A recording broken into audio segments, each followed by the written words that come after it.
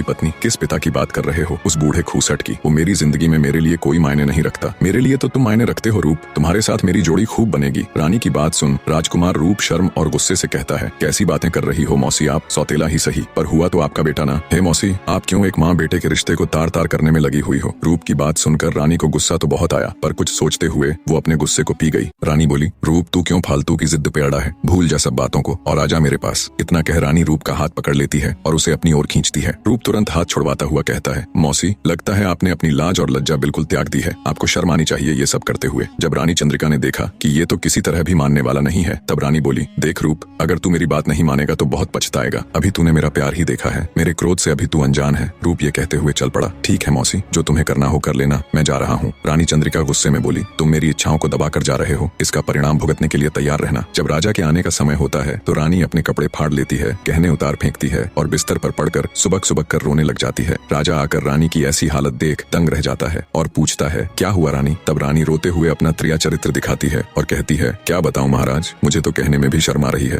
राजा बोला, रानी जो भी बात है वो मुझे बताओ। तब रानी चंद्रिका कहती है, महाराज आपका बड़ा बेटा रूप मेरे महल में घुस गया और मेरे साथ जबरदस्ती करने की कोशिश की। मैं बहुत रोई गिड़गिड़ाई, पर उसके ऊपर तो जैसे जवानी का भूत सवार था। ये सुनते ही राजा के पैरों नीचे से जमीन निकल गई। उसे बिल्कुल यकीन नहीं हुआ कि उसका बेटा रूप ऐसा कर सकता है, पर रानी अपना त्रिया चरित्र दिखा राजा को यकीन दिलाने में कामयाब हो जाती है। गुस्से से लाल पीला राजा सोचता है, ऐसे पुत्र से अच्छा तो मेरा कोई पुत्र ही ना होता। मैं शक्ल भी नहीं देखना चाहता उस पापी की। इसी सोच के साथ राजा खड्ग सिंह तुरंत अपने सिपाहियों से कह महल के मुख्य द्वार पर अपने बेटे रूप के लिए देश निकाला लिखकर टंगवा देता है। शाम को जब रूप और बसंत दोनों भाई खेल कर आते हैं, तब रूप की निगाह उस शाही फरमान पर जाती है। उसे देखते ही वो तुरंत वापस मुड़ जाता है और चल पड़ता है। तब बसंत कहता है, क्या हुआ भैया, आप कहाँ चल पड़े? तब रूप अपने भाई बसंत को शाही फरमान दिखाते हुए कहता है, बसंत, पिताजी ने मुझे देश निकाला दे दिया, उनकी आज्ञा सिर माथे पर, अब मेरा यहाँ कोई काम नहीं। रूप की बात सुन बसंत बोला, नहीं भैया, जरूर कुछ गलतफहमी हुई है, हमें पिताजी के पास चलकर उनसे बात करनी चाहिए। तब रूप अपने भाई को सुबह हुई घटना का सारा किस्सा कह सुनाता है। सारी बात सुन बसंत कहता है, चलो भैया हम ये सारी बातें पिताजी को बता देते हैं। तब रूप बोला, नहीं बसंत, अब समय निकल चुका है। पिताजी फैसला करने से पहले अगर हमको बुलाते और पूछते तो हम उन्हें सारी हकीकत बताते, लेकिन अब कोई फायदा नहीं भाई। तब बसंत रोता हुआ कहता है, भैया मैं भी आपके साथ चलूंगा। बसंत की बात सुन रूप बोला, नहीं बसंत, देश निकाला तो मुझे मिला है, तुम मेरे साथ कहाँ दर दर की ठोकर खाते फिरोगे? बसंत बोला, नहीं भैया, आपके सिवाय मेरा इस दुनिया में कोई नहीं है, और जो आज आपके साथ हुआ है वो कल मेरे साथ भी तो हो सकता है। रूप उसकी बात मान लेता है। दोनों भाई अपने शाही वस्त्रों को त्याग भरे हृदय से राजा की नगरी को छोड़ चल पड़ते हैं। दोनों भाई दुखी हृदय से